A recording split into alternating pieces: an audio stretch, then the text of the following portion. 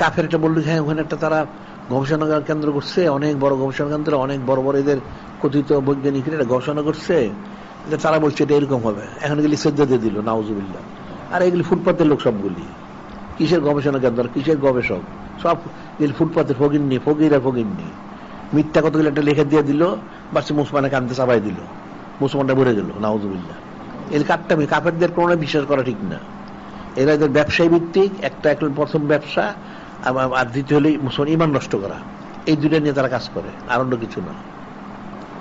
সাধারণ বিষয় আকল বুদ্ধি থাকলে তো বোঝা উচিত, আকল বুদ্ধি তো নাই, আমর নাসের তো নাই। আর যেগুলি কথিত আলেম যেগুলি আসছে সুবিধার, এগুলি আর গণ্য মূর্খ, এগুলি কাফের গোলাম সবগুলি। কাফের সামান্য পয়সা দিলে বাচ্চার মধ্যে পুরা যায়। উদাহরণ তো আমরা প্রতিদিনই অনেক দিই।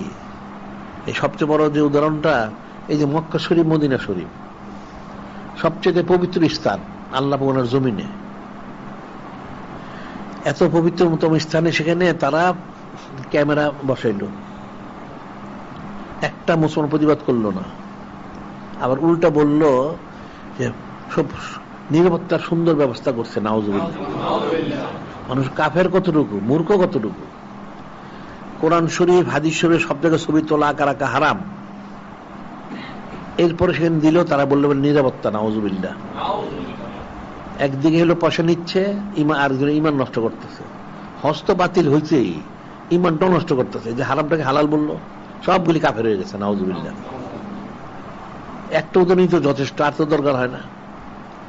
এরা বললো তোমাদের সার্বিক নিরাপত্তা হবে, এটা হবে, সেটা কিসের নিরাপত্তা নেই? এটা কি নিরাপত্তা হয়? এটা ক্যামেরা দিয়ে কি নিরাপত্তা হবে? এটা ধোকা, মিথ্যা কথা। আর এই ওলামাই সুগুলি, গণ্য মূর্খ এগুলি, এগুলি মনে করে কাফের মশাক বললে বলতে জানি কি হয়ে গেছে। এগুলি তো আকল বুদ্ধি নেই, লেখাপড়া নেই, এগুলি ওই পুঁথিগত বিদ্যা কতটুকু বসছে, এগুলি কিসের আলেম? এগুলি সব মূর্খ, এগুলি একটা আলেম না, নাম দেয় আলেম, এগুলি সব গণ্য মূর্খ, আসাদুর দরজা জাহিল।